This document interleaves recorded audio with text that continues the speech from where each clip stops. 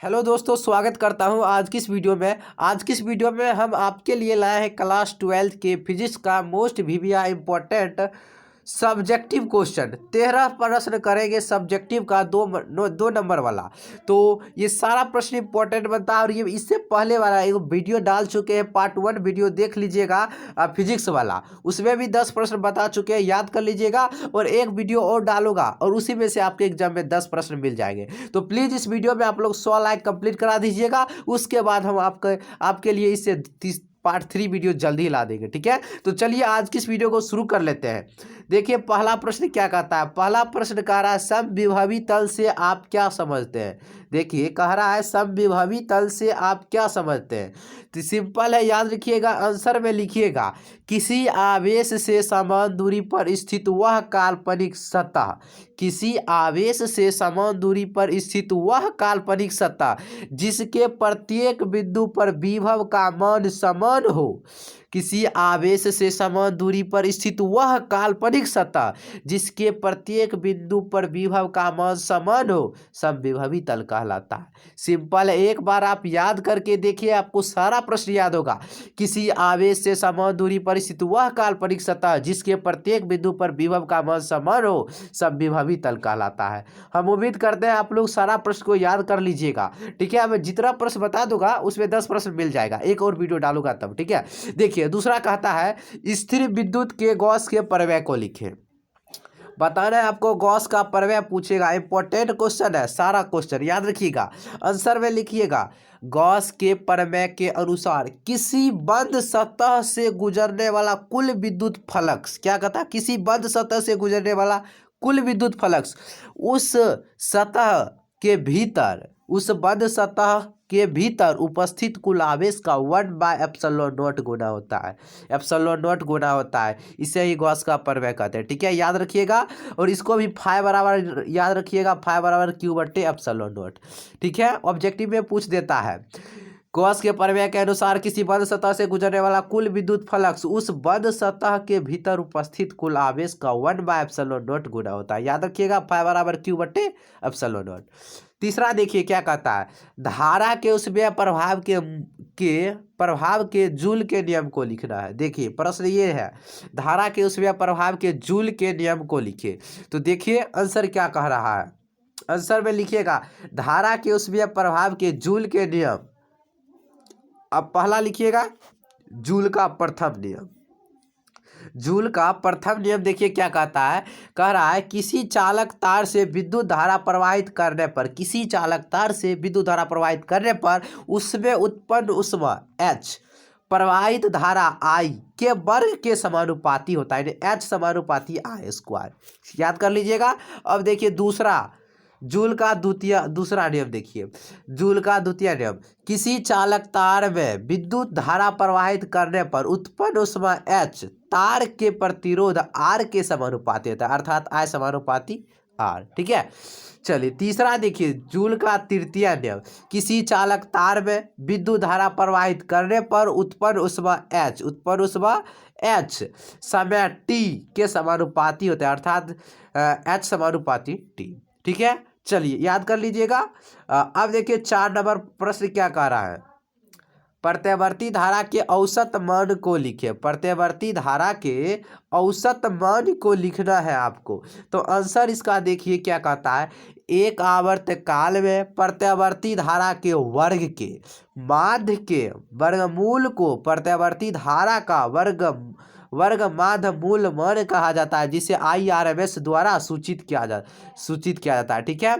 औसत मान या वर्ग माध्य मूल मान वही होता है, ठीक है। याद रखिएगा, एक आवर्तकाल में प्रत्यावर्ती धारा के वर्ग के माध्य के वर्गमूल को प्रत्यावर्ती धारा का वर्ग माध्य मूल मान कहा जाता है, जिसे IRMS द्वारा सूचित किया जाता है।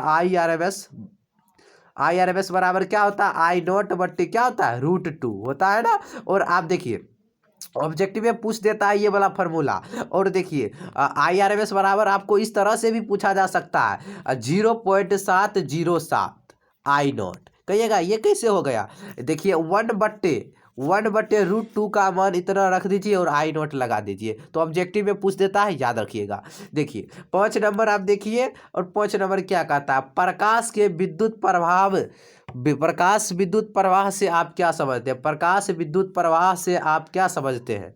देखिए क्या कहता है आंसर, जब प्रकाश की किरण धातु की सतह पर पड़ती है, जब प्रकाश की किरण धातु की सतह पर पड़ती है तो धातु की सतह से इलेक्ट्रॉन उत्सर्जित होने लगते हैं। इस घटना को प्रकाश विद्युत प्रभाव कहा जाता है। ठीक है, जब प्रकाश की किरण धातु की सतह पर पड़ती है तो धातु की सतह से इलेक्ट्रॉन उत्सर्जित होने लगते हैं। इस घटना को प्रकाश विद्युत प्रवाह कहा जाता है, याद रखिएगा। चलिए 6ठा नंबर देखिए, बीटा बीटा किरणों के दो गुणों को लिखे। बीटा किरणों के दो गुणों को लिख रहा है, आंसर लिखिएगा, यह किरण चुंबकीय क्षेत्र में विक्षेपित हो जाता है। बीटा किरण का पहला गुण क्या है? यह किरण चुंबकीय क्षेत्र में विक्षेपित हो जाता है। दूसरा, यह किरण अत्यधिक उच्च वेग से गति करता है। यह किरण अत्यधिक उच्च वेग से गति करता है। तीसरा, इसकी वेधन क्षमता, दुइया लिख रहा है आपको, वह 4 लिख दिया हो, 2-3 लिख सकते तो कोई दिक्कत नहीं होगा। ठीक है, इसकी वेधन क्षमता अल्फा किरण की अपेक्षा 100 गुनी अधिक होती है। ठीक है, यह जिस गैस से होकर गुजरती है उसे आयनीकृत कर देते हैं। याद कर लीजिएगा, मैं 4 लिख दिया हूँ। ठीक है, याद रखिएगा। 7 नंबर, पी प्रकार के अर्धचालक को समझाइए। पी प्रकार के अर्धचालक को समझाइए, आंसर लिखिए, जब 3 संयोजकता वाले पदार्थ को शुद्ध जर्मेनियम या सिलिकॉन में मिला दी जाती है तो जर्मेनियम एवं सिलिकॉन की चालकता बढ़ जाती है। इस प्रकार बने अर्धचालक को पी प्रकार के अर्धचालक कहा जाता है। ठीक है, याद कर लीजिएगा। 8 नंबर देखिए, चालन लिखा हुआ है, चालन। चालन पट्टी से आप क्या समझते हैं? आंसर, जिस पट्टी में मुक्त इलेक्ट्रॉन पाए जाते हैं उसे चालन पट्टी कहा जाता है।